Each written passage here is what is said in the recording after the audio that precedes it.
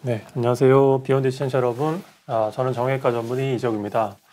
오늘 예보에서는 눈이 많이 온다고 해서 좀 걱정했는데 다행히 눈이 많이 안 와서 퇴근하고 제 시간에 올 수 있었습니다. 자, 오늘 제가 말씀드릴 내용은 돈 안 쓰고 무릎 연고를 아껴 쓰는 방법에 대해서 말씀드리도록 하겠습니다. 환자분들께서 가끔 외래에서 다른 병원에서 MRI 찍고 제 외래로 찾아오신 분들이 계신데요. 환자분들께서 가장 많이 이제 헷갈려 하시는 게 이 연골과 연골판 요 두 가지를 많이 헷갈려 하십니다. 그래서 오늘 강의를 하기 전에 연골이 뭔지 그다음에 연골판이 뭔지 조금 설명을 드리고 강의를 시작하도록 하겠습니다. 이 무릎이란 뼈는 위에 대퇴골과 아래쪽에 경골이란 두 개의 뼈가 만나서 이루어지는 관절입니다. 이 뼈끼리 부딪히면은 통증이 굉장히 심하겠죠. 그래서 이 뼈를 덮고 있는 이제 하얀색 이 물체가 있는데 그게 바로 연골이라는 겁니다. 많이 이제 아시겠지만은 그 위쪽의 뼈도 연골이 있고 아래쪽 뼈도 연골이 있고요. 그래서 수술할 때 내시경 사진을 보면은 이 위쪽의 연골과 아래쪽 연골이 보이고 그 다음에 연골하고 연골 사이가 계속 무릎을 구부렸다거나 걷거나 하면은 연골 사이가 부딪히기 때문에 이 연골을 또 보호하기 위해서 연골하고 연골 사이에 고무처럼 된 그런 조직이 있습니다. 연골판이라고 하고 정식 명칭은 반월상 연골판이라고 합니다. 그래서 사실 이게 영어로 하면은 카틀리지고 메니스커스라서 이름이 완전히 달라서 쉬운데 이게 연골판 이름이 비슷해서 많은 환자분들이 많이 헷갈려 하십니다. 우리가 쉽게 아스팔트 포장도로로 쉽게 비유로 설명해 드리면은 이 맨 땅은 뼈입니다. 그 뼈를 덮고 있는 아스팔트가 바로 연골이고요. 이 단면을 보면은 뼈를 덮고 있는 아스팔트, 이 아스팔트가 연골이고 무릎 연골 같은 경우는 두께가 대략 4에서 5mm 정도 됩니다. 근데 우리가 차를 달리다 보면은 아스팔트가 이렇게 군데군데 벗겨진 데를 볼 수가 있습니다. 차들이 많이 다니다 보면은 시간이 지남에 따라서 아스팔트가 벗겨지는데 이렇게 아스팔트가 벗겨진 그것이 바로 이제 무릎으로 치면은 연골이 벗겨지고 우리가 흔히 퇴행성 관절염이라고 하는 건데요. 그림처럼 이제 아스팔트가 이렇게 벗겨져서 아스팔트가 벗겨지면 그 밑에 흙이 보이게 되겠죠. 맨 땅이 보이게 되는데 그런 소견이 오른쪽에 보이면 이렇게 연골이 벗겨지고 연결이 벗겨지고 나서 그 밑에 뼈가 보이는 그런 소견이 되겠습니다. 그 다음에 연골판이라고 하는 것은 연골하고 연골 사이에서 연골을 보호하는 역할을 하는 물렁뼈다. 쉽게 뭐 고무 패킹이라고 생각하셔도 좋고요. 이 연골판은 굉장히 무릎을 보호하는 데 굉장히 중요한 역할을 하고 있습니다. 정식 용어는 반월상 연골판이라고 하는데요. 무릎 안쪽과 무릎 바깥쪽에 각각 하나씩 있습니다. 그래서 안쪽에 있는 것은 내측 반월상 연골판, 그 다음에 바깥쪽에 있는 것은 외측 반월상 연골판이라고 합니다. 그래서 지금 제가 오늘 말씀드릴 내용은 우리가 무릎의 노화라고 하는 것은 연골이 벗겨지고 그 다음에 연골판이 찢어지는 것을 합쳐서 무릎의 노화라고 하는데요. 오늘 제가 말씀드릴 내용은 어떻게 하면은 연골과 연골판을 보호해서 내 무릎을 오래 쓸 수 있는지 거기에 대해서 설명을 드리도록 하겠습니다. 자, 오늘 제가 말씀드릴 내용은 5가지인데요. 체중 관리부터 설명을 드리도록 하겠습니다. 무릎을 오래 쓰려면 체중 관리가 제일 중요합니다. 그래서 오늘 강의 내용 중에서도 체중 관리에 대해서 가장 얘기를 많이 하게 될 것 같습니다. 무릎에서 가장 중요한 것은 체중입니다. 제가 2번 썼는데 이거는 100번을 써도 부족합니다. 그래서 무릎의 노화 속도를 결정하는 것은 연골에 걸리는 하중, 결국 체중이고 내가 체중이 많이 나가서 무릎에 하중이 많이 걸릴수록 무릎은 빨리 닳습니다. 그래서 우리가 길 가다가 보면은 이렇게 아스팔트가 좀 벗겨져 있는 부분을 볼 수 있는데요. 이렇게 아스팔트가 벗겨졌을 때 가장 좋은 방법은 무엇일까요? 아스팔트를 복구해 주는 방법도 있을 겁니다. 아스팔트를 복구해 주는 것은 무릎으로 치면은 연골 재생수를 해서 다시 연골을 덮이게 해주는 게 아스팔트를 복구하는 건데요. 근데 사진을 봐도 아직 이제 공사를 할 만큼 그렇게 심해 보이진 않습니다. 무릎으로 치면은 우리가 보통 퇴행성 관절염에서 2에서 3단계 그런 환자분들 가장 많은데요. 2에서 3단계인 경우는 수술할 필요는 없습니다. 이 정도의 단계에 있는 경우는 대부분 비수술적으로 좋아질 수 있고요. 그 다음에 만약에 공사를 하지 않는다 그러면은 이 부분에 차가 다니지 않게 하는 게 제일 좋은 방법일 겁니다. 사람으로 치려면은 걷지 않는 방법인데 사실은 우리가 걷지 않고는 생활할 수 없습니다. 그래서 이 방법은 불가능한 방법이고요. 그래서 가장 현실적인 방법은 우리 아스팔트가 조금 벗겨져 있긴 하지만 아직 공사할 정도로 심하지 않다. 그러면은 이 부분에 과적 차량이 지나가지 않게 통제해 주는 게 제일 좋은 방법일 것 같습니다. 그래서 그림처럼 이런 작은 차와 큰 차, 그러니까 짐을 잔뜩 실은 이런 차가 지나고 있으면은 당연히 이 큰 차가 이 도로를 더 빨리 파손을 시키게 되고, 그래서 처음에는 공사가 필요하지 않았는데 이런 과적 차량을 통제하지 못해서 과적 차량이 계속 지나다 보니까 결국 이 아스팔트가 더 벗겨져서 결국 다 흙이 다 드러나고, 그래서 결국 수술을 하게 되는 겁니다. 그래서 체중 관리가 중요한 겁니다. 네, 질문을 한 분께서 해주셨는데요. 네, 오늘 라이브로 들어오신 분들 다들 감사합니다. 질문 하나만 말씀드리고 강의 시작하도록 하겠습니다. 후배님께서 6월견에 경골 골절로 연골 관절 내시경 수술을 했습니다. 수술에 뻑뻑하게 맞지 않은 느낌이고 소리도 납니다. 저명낭염이라고 3, 4년 뒤 줄기세포 시술을 권유하십니다. 나이는 58세입니다. 6월에 골절로 수술했으면은 사실은 경골 골절이 이 관절면을 침범했느냐 안 했느냐가 사실 중요합니다. 아마 관절 내시경 해서 수술하신 거는 봐서는 이 골절 때문에 연골 골절이 조금 깨진 것으로 보이고요. 아마 선생님께서 내시경 보고 관절면을 최대한 잘 맞춰서 수술을 해줬었을 거라 생각이 되고, 그 다음에 6월에 수술하셨으면 아직도 회복 기간이라고 보시면 됩니다. 한 5개월 정도 됐는데요. 뼈가 완전히 붙는 거는 보통 1년 정도 걸립니다. 그래서 아직은 좀 더 지켜보시는 게 좋을 것 같고, 그 다음에 이 경골 골절 때문에 관절면이 깨지게 되면은 아무리 수술을 잘해도 이 관절면이 조금 울퉁불퉁해질 수 있습니다. 그래서 아마 줄기세포 얘기를 하신 것 같습니다. 조금 더 기다려 보셔도 될 것 같습니다. 네, 그러면은 강의 계속 시작하도록 하고요. 또 질문 있으면 남겨주시면 제가 질문에 답변해 드리도록 하겠습니다. 네, 그래서 체중이 굉장히 중요합니다. 이렇게 처음에는 수술이 필요하지 않았는데 이 과적 차량을 통제하지 못하다 보니까 결국 아스팔트가 계속 벗겨져서 결국 나중에는 수술로 가게 됩니다. 그렇기 때문에 체중 관리가 굉장히 중요한 겁니다. 그래서 많은 분들께서 연골은 저절로 재생이 안 된다 그렇게 알고 있고, 의사들도 대부분 다 그렇게 설명하고 있습니다. 현실적으로는 맞는 얘기가 맞습니다. 근데 하지만 연골이 저절로 재생되는 것은 불가능한 건 아닙니다. 무릎에 있어서 이 특정 조건에서 무릎 연골은 재생이 될 수 있습니다. 하지만 이 특정 조건이란 게 굉장히 어렵기 때문에 그래서 저절로 재생이 안 된다고 의사들이 설명하고 있는 거고요. 제가 뒤에서 설명드리겠지만 이 특정 조건은 체중을 굉장히 많이 빼야 됩니다. 체중을 현재 체중의 최소한 20% 이상 체중을 빼면 연골이 부분적으로 저절로 재생은 될 수 있습니다.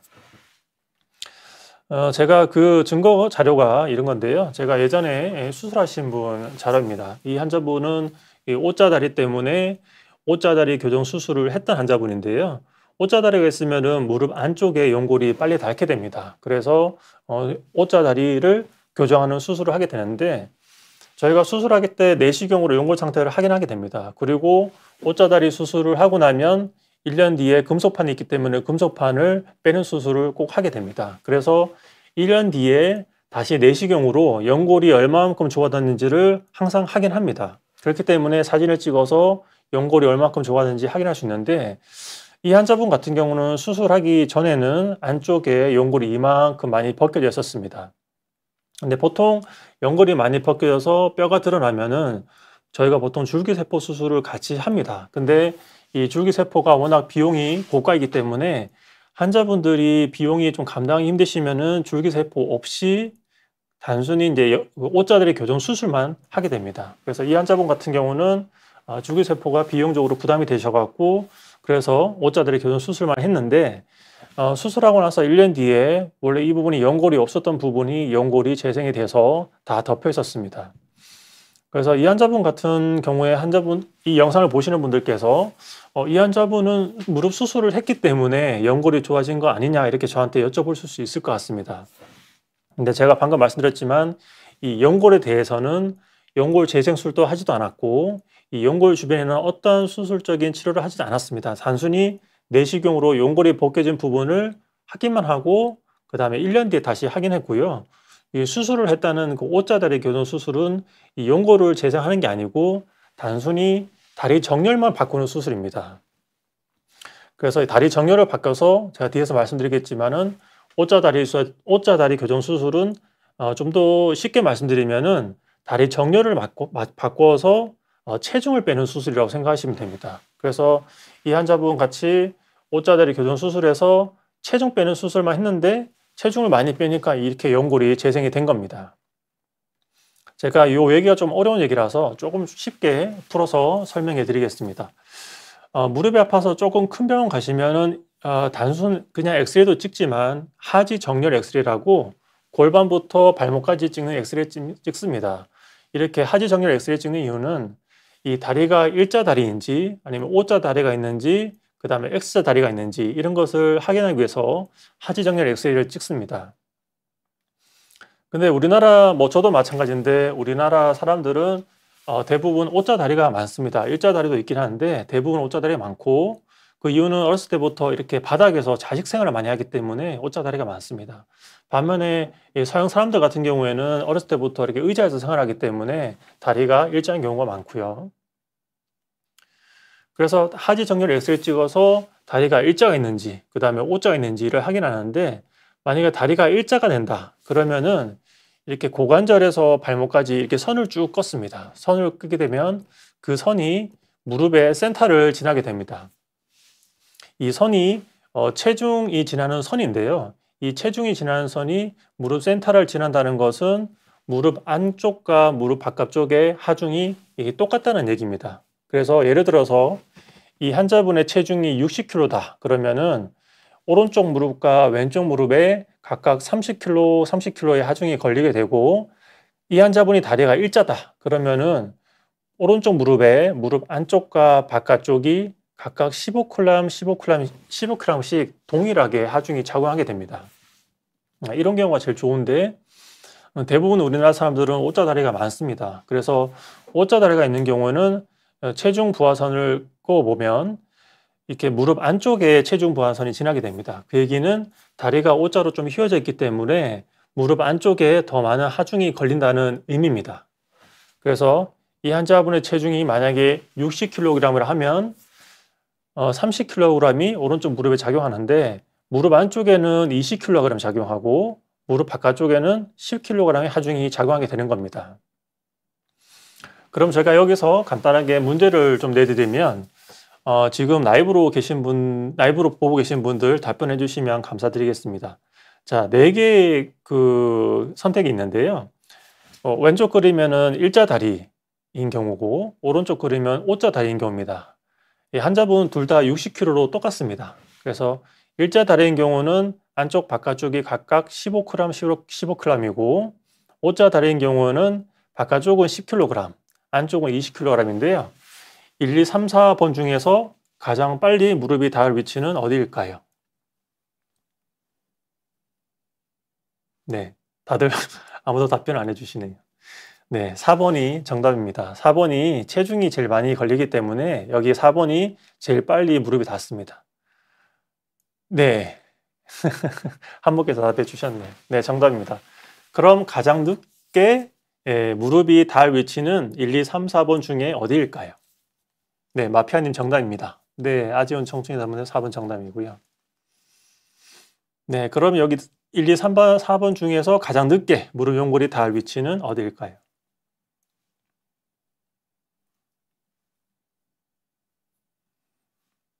네, 지금도 답변을 아무도 안 해주셨는데요.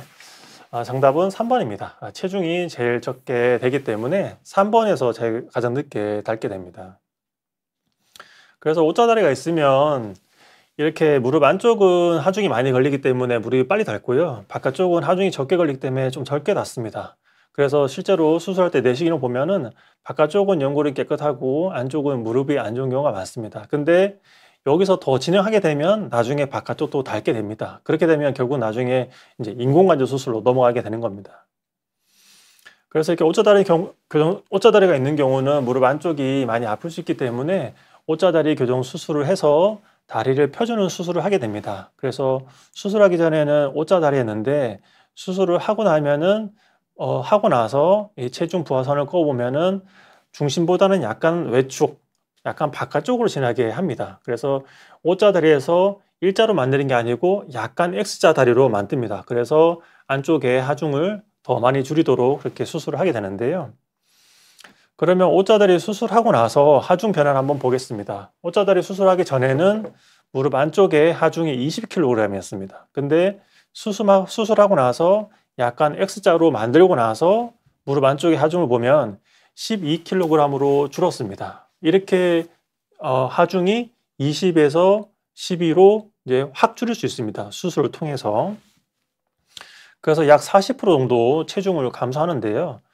그래서 이렇게 옷자다리 교정 수술하게 되면 무릎 안쪽에 걸리는 하중을 20kg에서 12kg으로 약 40% 정도 감소시킬 수 있는데, 그래서 제가 이 옷자다리 교정 수술을 살 빼는 수술이다 이렇게 설명을 드린 겁니다.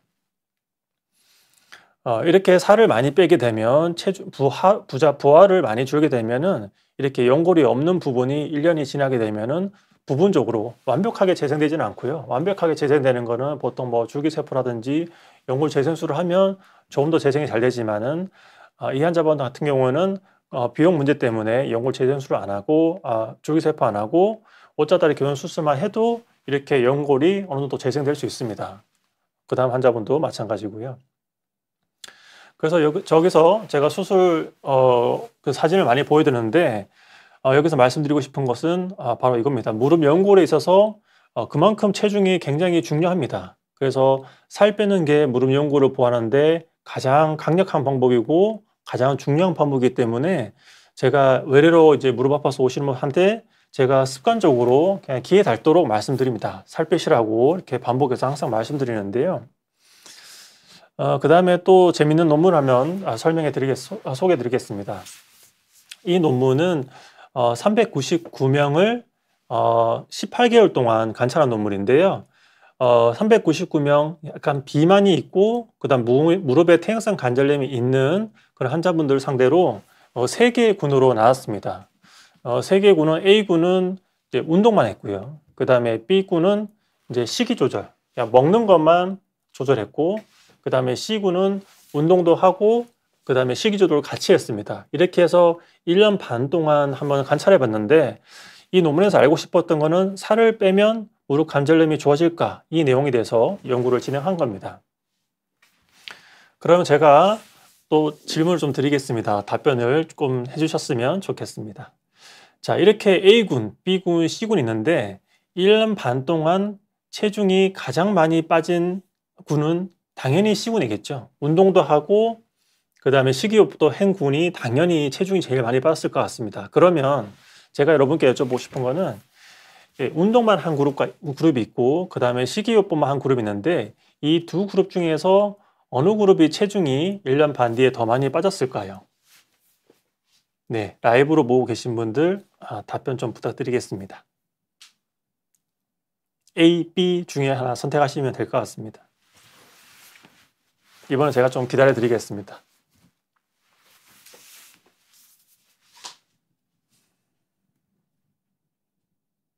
네, 신출님께서 A 말씀하셨습니다. 그 다음에 마피아님께서 B이고, 그 다음에 박하루님께서 B, 화이트 크리스마스님도 B, 그 다음에 B를 많이 선택하셨네요. 네, 놀랐습니다. 네, 정답을 많이 맞춰주셨네요. 저는 많은 분들께서 A라고 하실 줄 알았는데 B를 많이 선택하셨습니다. 네, A라고 하신 분들 계시고요. 네, 정답을 공개하면 정답은 B입니다. 그래서 근데 제가 예상한 것보다 많은 분들께서 B라고 대답해 주셔서 좀 놀랐습니다. 그래서 한번 보면 1년 반이 지났는데 당연히 운동과 식이한 그룹이 살이 제일 많이 빠졌습니다. 살이 11.4%가 빠졌습니다. 10.6kg가 빠졌고요. 그다음 운동만 한 그룹은 생각보다 많이 안 빠졌습니다. 생각보다 1.8kg밖에 안 빠졌고요. 2% 정도밖에 안 빠졌습니다.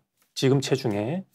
그 다음에 식이 조절한 부분 한 그룹에서는 체중이 8.9kg, 거의 9.5%가 빠졌는데 운동한 그룹과 차이가 꽤 많이 납니다. 그래서 여기서 제가 말씀드리고 싶은 거는 내가 무릎이 아파서 살을 빼야 된다는 얘기를 들었으면 제일 중요한 거는 운동도 중요한데 더 중요한 거는 식이요법이 중요합니다. 그래서 내가 먹는 것을 반드시 줄여야 살이 빠집니다.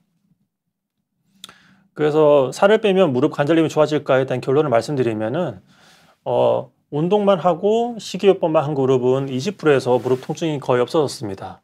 그 다음에 운동도 하고 식이도 해서 체중을 10% 이상 뺀 C그룹 같은 경우는 40%에서 무릎 통증이 거의 없어졌습니다. 2배 효과가 생겼기 때문에 체중을 그만큼 많이 빼면 뺄수록 무릎 통증에 더 많이 좋아질 수 있습니다. 그러면 체중 감량을 하기 위해서 이제 운동보다 이제 식이요법이 더 중요한 겁니다. 그 다음에 쉽게 말하면은 내가 운동을 아무리 열심히 해도 먹는 거를 안 줄이면은 체중 감량은 힘듭니다. 제가 방금 이제 논문에서 설명드렸지만은 1년 반 동안 주 3회 1시간씩 운동했지만 내가 먹는 걸 줄이지 않으면은 체중은 2kg밖에 안 빠지는 겁니다. 그래서 그만큼 이제 식이 조절이 살 빼는 데 중요하고요. 그런 무릎 이제 퇴행성 관절염 있는 분들이 얼마큼 살을 빼야 될까? 지금 체중의 10% 이상 빼는 것을 목표로 하면 좋습니다. 그래서 이 논문에서도 10% 이상 체중을 빼니까 무릎 통증이 없어진 사람이 40% 정도였습니다. 그렇기 때문에 10% 빼는 게 사실 굉장히 어렵고요. 사실은 해보시면 알겠지만 5% 빼는 것도 굉장히 어렵습니다. 그런데 확실하게 말씀드리고 수 있는 거는 체중을 많이 빼면 많이 뺄수록 무릎 통증은 좋아질 확률이 더 높아지는 겁니다. 그래서 대부분 이제 무릎의 퇴행성 관절염으로 제 외래로 오시는 분들한테 제가 항상 이제 체중을 이제 조절하시라고 말씀드리는데, 이제 나이가 들면은 살 빼는 게 더 힘들다고 이제 항상 얘기하시는데요. 그 말이 맞습니다. 그 이유는 이 나이가 들면서 자연적으로 몸에 있는 근육이 점점 줄어들게 됩니다. 그러면은 이 기초 대사량이라는 게 줄어들게 됐기 때문에 더 쉽게 같은 음식을 먹어도 더 쉽게 살이 찌게 되는 겁니다. 여기서 기초 대사량이라 하는 것은 내가 그냥 가만히 누워 있어도 소모되는 에너지, 우리가 숨 쉬고 그 다음에 소화되고 이런 가장 기본적으로 쓰는 에너지고요.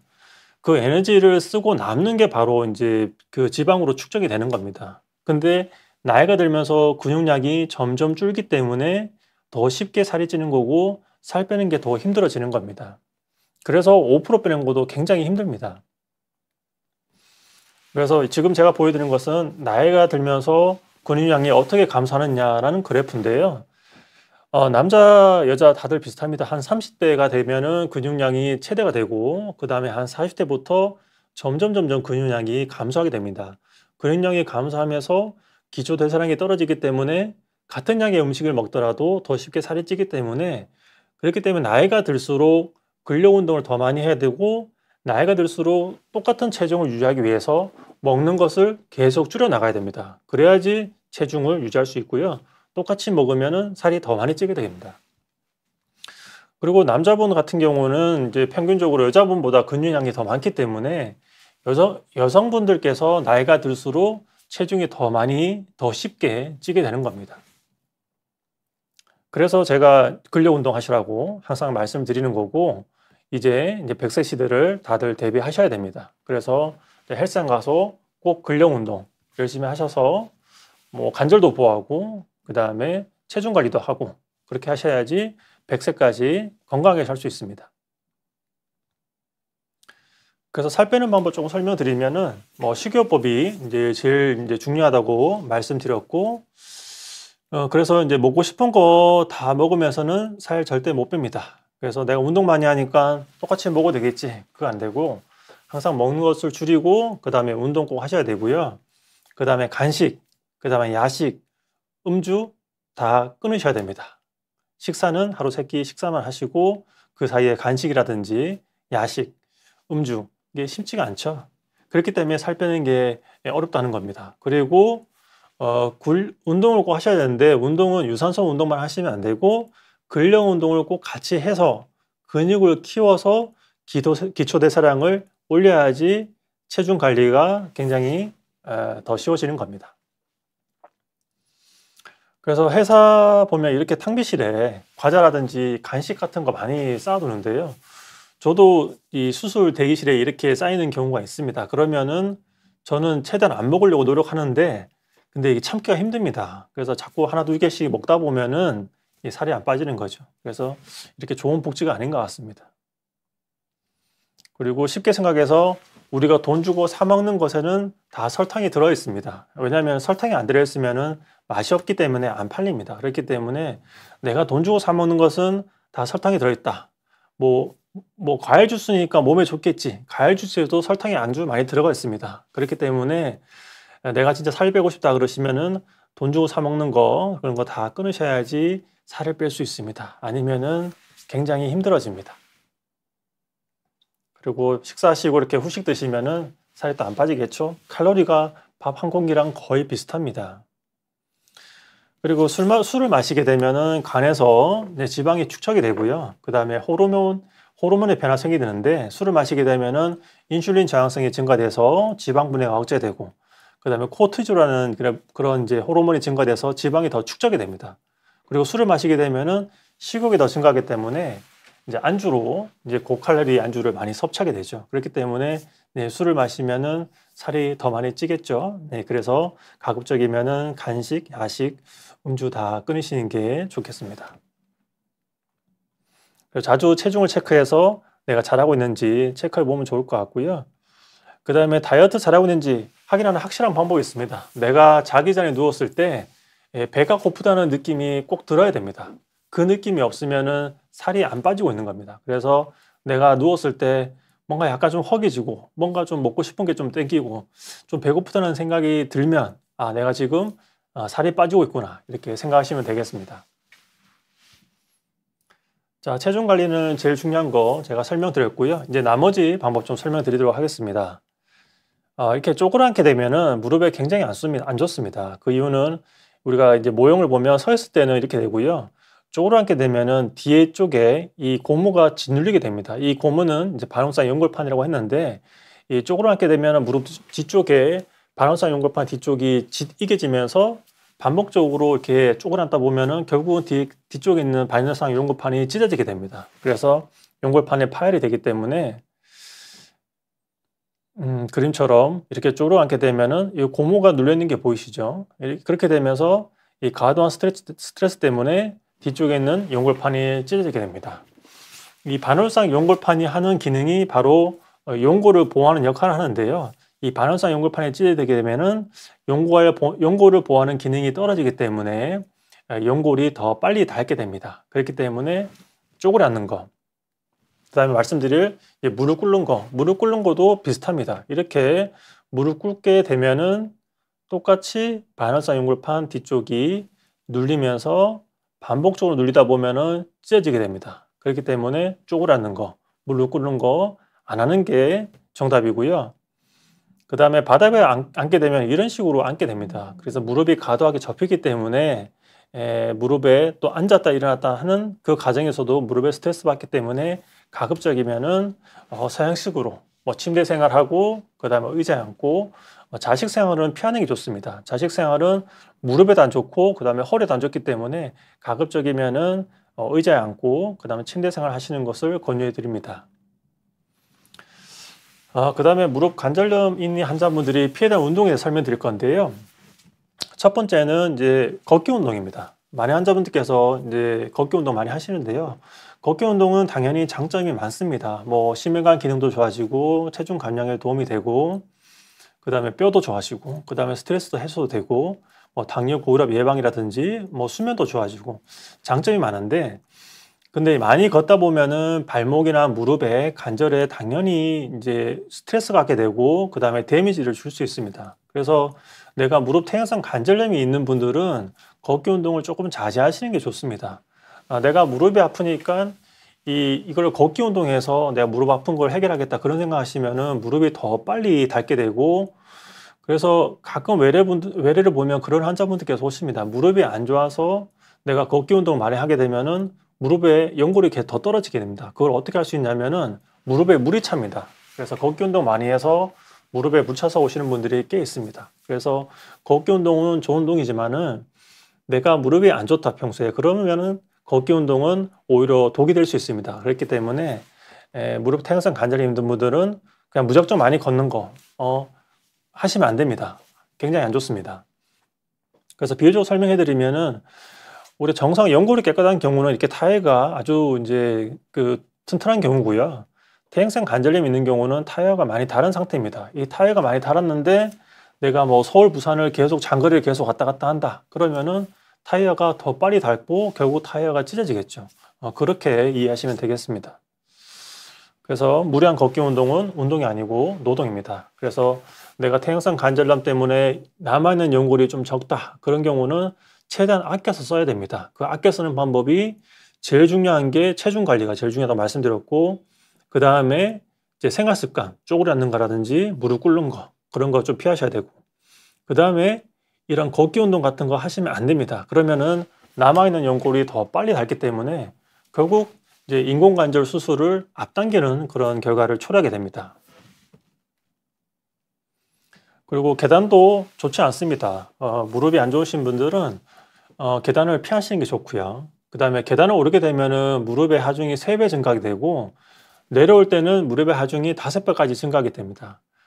그래서 내가 만약에 무릎이 괜찮다, 평소 안 아프다 그러면은 계단 오르기는 추천합니다. 계단 오르기 하게 되면은 허벅지 주변에 근력 강화 운동이 되기 때문에 도움되는데, 내가 무릎이 평소에 아프다 그러시면은 계단 운동 하시면 안 되고요. 그 다음에 일상생활 하실 때도 계단 내려가는 것을 피하는 게 좋습니다. 그래서 가급적이면은 에스컬레이터나 엘리베이터 타서 내 무릎 연골을 보호할 수 있게 그렇게 하셔야 됩니다. 그리고 계단을 내려가는 것은 운동 효과도 없습니다. 오히려 연골 손상만 되기 때문에 계단 내려가는 것은 조금 연세가 있으신 분들은 가급적 피하시는 게 좋습니다. 그 다음에 등산도 무릎이 안 좋으시면 피하는 게 좋습니다. 그러니까 등산이라는 게 반복적으로 계단을 오르고 내리기지 않습니까? 그렇기 때문에 등산을 많이 하게 되면 무릎이 빨리 닳게 됩니다.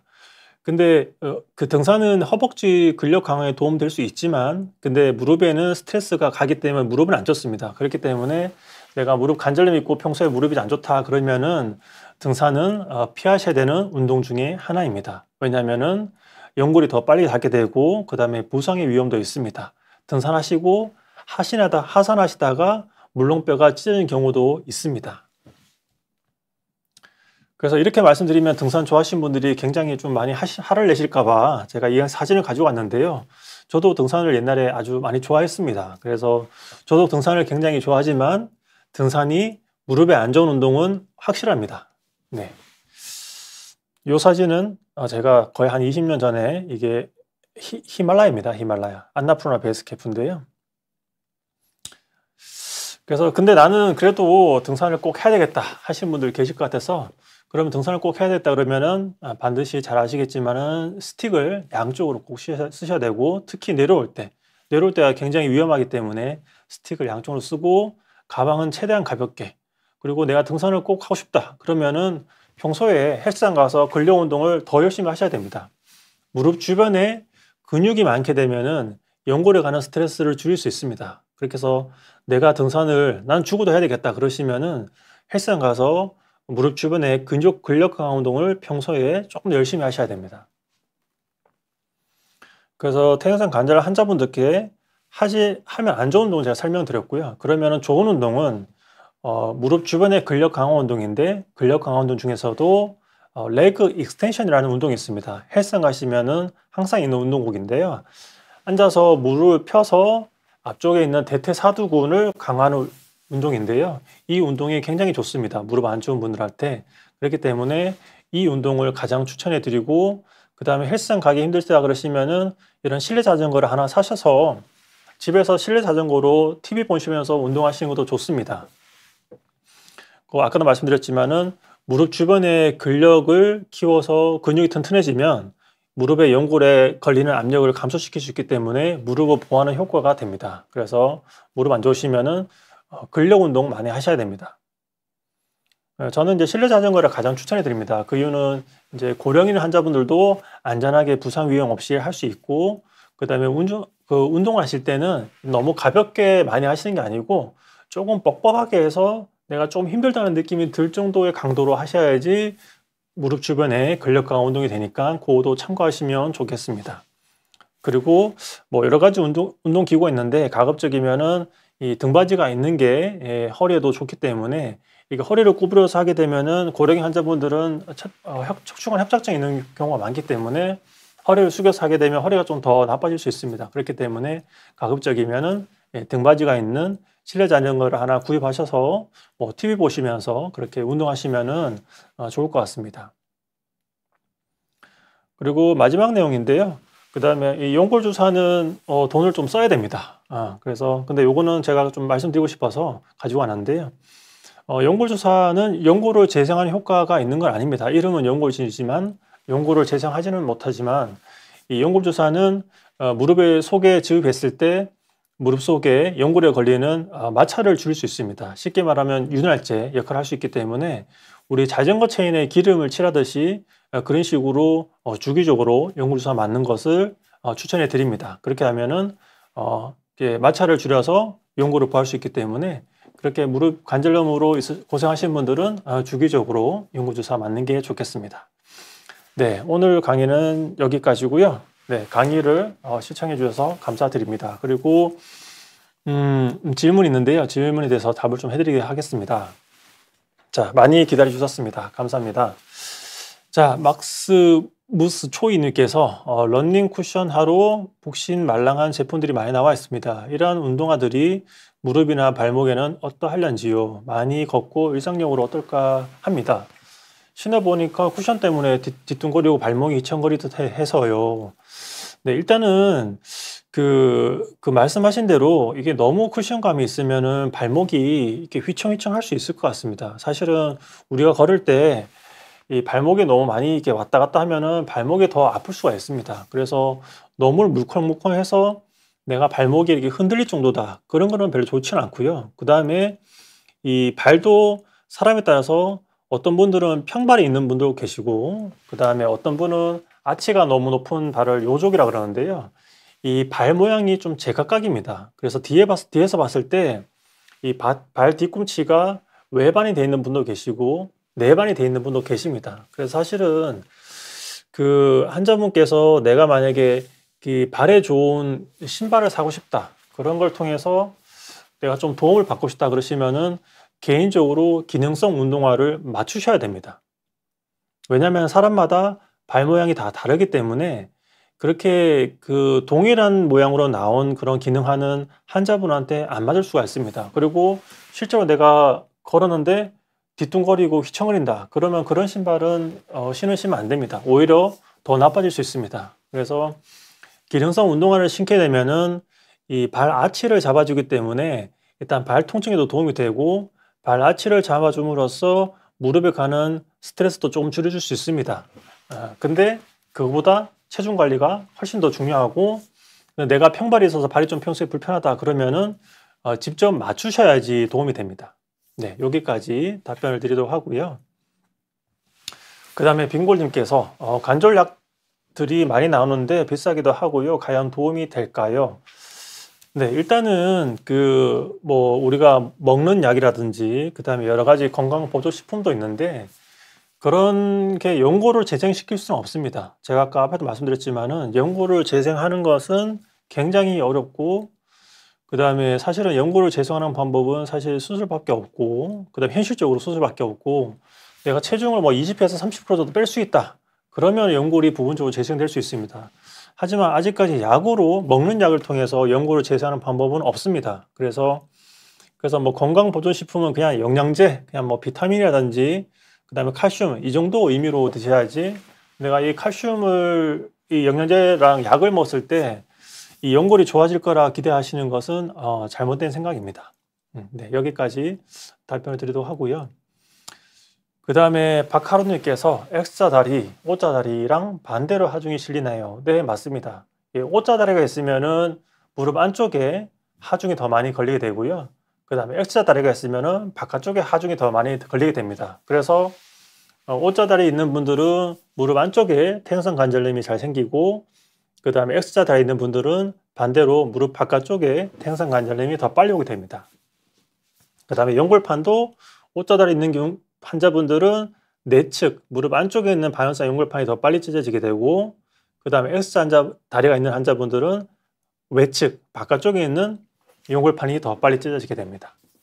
네, 질문 감사합니다. 그 다음에 수호천사님께서 O자다리 수술은 몇 살까지 가능할까요? 네, 좋은 질문 해주셨습니다. 네, 사실은 이거는 조금 전문적인 내용인데요.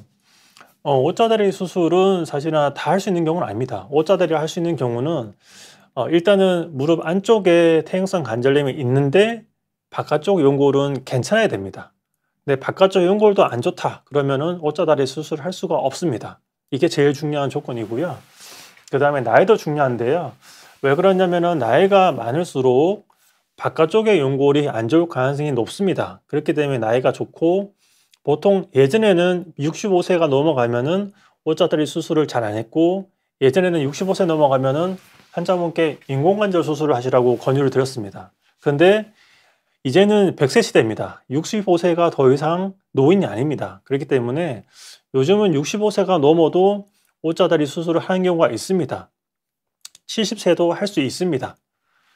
근데 문제는 여성분 같은 경우에는 70세가 되면 이 골다공증이 있는 경우가 굉장히 많습니다. 이 O자다리 수술을 하려면은 이 뼈를 자른 다음에 교정을 한 다음에 거기다 나사못을 받고 고정을 해야 되는데, 보통 여자 환자분들께서 70세가 넘어가시면 골다공증이 있기 때문에 이 뼈가 너무 약해서 이 교정 수술을 한 게 다시 무너진 경우가 생길 수 있습니다. 그렇기 때문에 이론적으로는 70세 남자 환자분들 뭐 뼈가 튼튼하다 그러면 아무 고민 없이 O자다리 교정 수술을 저도 했습니다. 근데 이제 여자분이다, 골다공증이 심하다 그러면은 이제 의사 입장에 좀 고민을 하게 됩니다.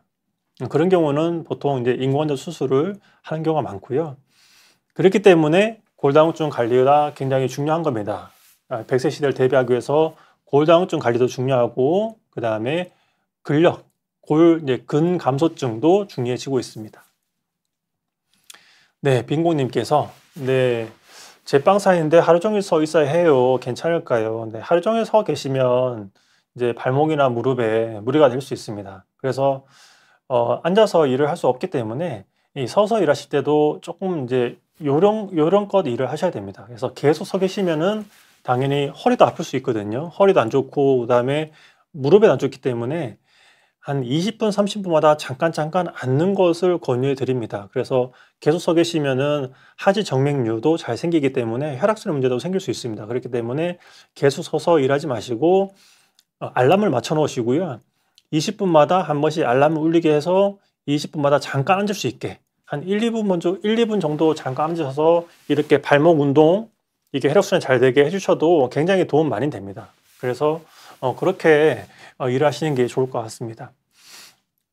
그 다음에 해피님께서 그 다음에 스쿼트는 괜찮은가요? 네, 또 좋은 질문 해주셨습니다. 제가 스쿼트도 말씀드리고 싶었는데, 이 스쿼트도 근력 강화 운동 중에 하나입니다. 근데 하지만은 이 스쿼트를 하게 되면은 무릎 앞쪽에 있는 슬개골과 대퇴골 사이에 슬개 대퇴 관절이라고 있습니다. 근데 스쿼트를 하는 과정에서 무릎을 구르게 되면은 이 슬개골과 대퇴골 사이에 연골의 압력이 아주 올라가게 됩니다. 그렇기 때문에 스쿼트를 하고 나서 무릎 앞쪽이 아플 수 있습니다. 그 얘기는 무릎 앞쪽에 연골의 압력이 많이 걸린다는 얘기거든요. 그래서 내가 퇴행성 관절염이 좀 있다, 무릎 앞쪽이 좀 평소 아프다, 계단 내려갈 때 앞쪽이 아프다, 이런 분들은 스쿼트를 하시면 안 됩니다.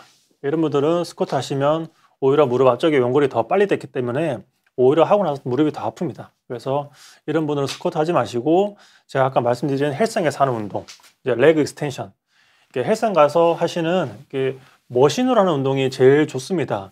무릎이 아프신 분들은 헬스장 가서 내 체중을 걸어서 하는 운동은 별로 안 좋습니다. 체중을 걸어서 하는 운동이 대표적인 게 바로 스쿼트입니다.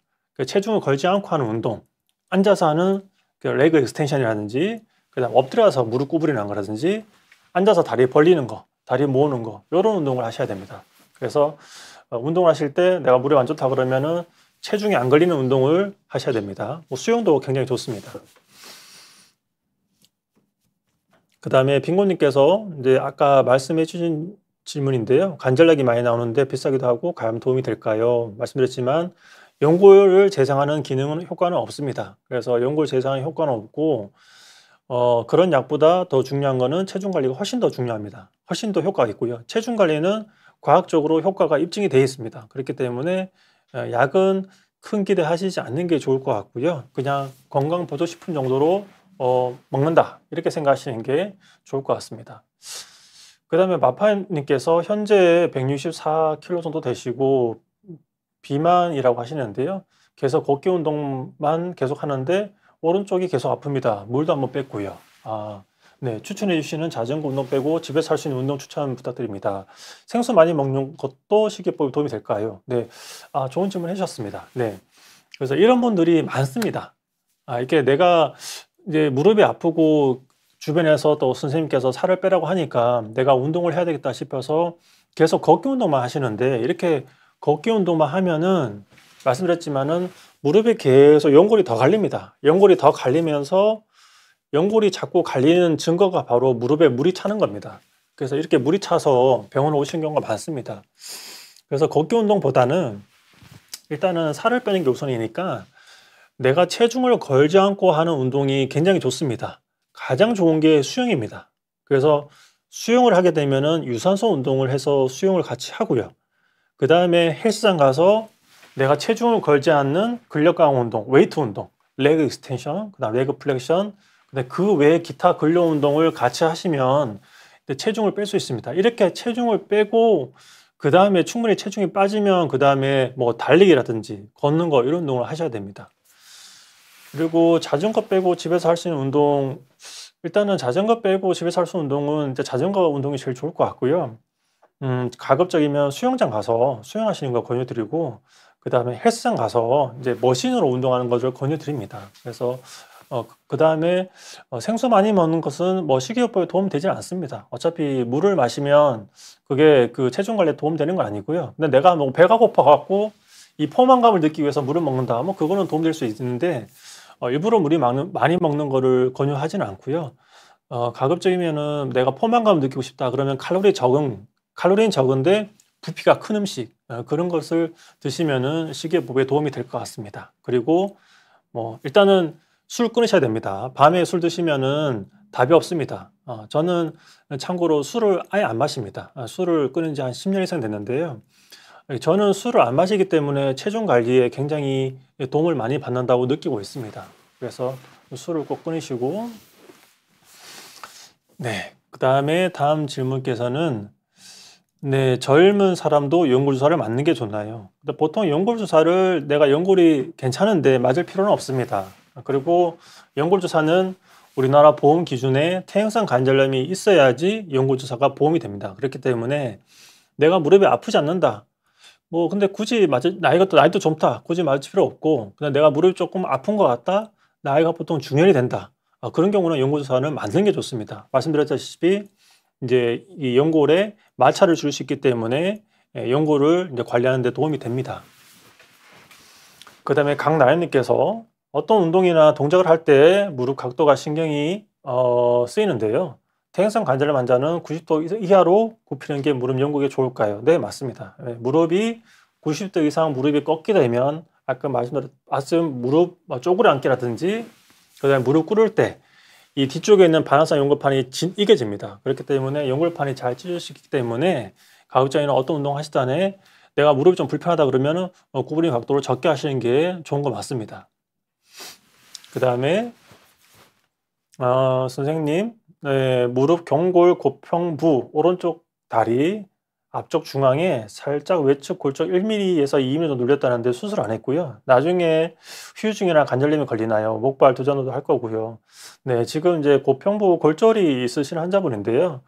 이제 그 고평부 골절 같은 경우는 관절면을 침범하는 골절이기 때문에 관절면이 나중에 조금 어긋나게 됩니다. 그래서 보통 1mm, 2mm 정도면은 뭐 수술할 정도는 아닌 것 같고요.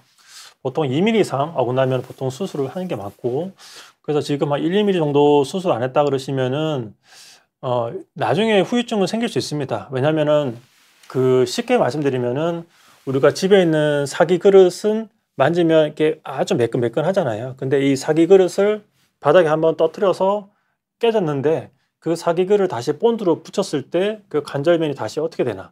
관절면은 약간 좀 울퉁불퉁해질 겁니다. 그렇게 되면은 관절면이 내가 골절이 생기기 전과 비교했을 때 조금 더 불규칙해지기 때문에 퇴행성 관절염이 조금 빨리 옵니다. 그렇기 때문에 앞으로 체중 관리라든지 그다음에 근력 강화 운동 조금 더 신경 쓰시면은 잘 쓰실 수 있을 겁니다. 네, 질문 감사합니다. 네, 그럼 오늘 강의를 시청해 주셔서 감사드리고요. 이제 24년 얼마 안 남았는데 마무리 잘 하시고 그다음에 새해 복 많이 받으시고 내년에 인사드리도록 하겠습니다. 감사합니다.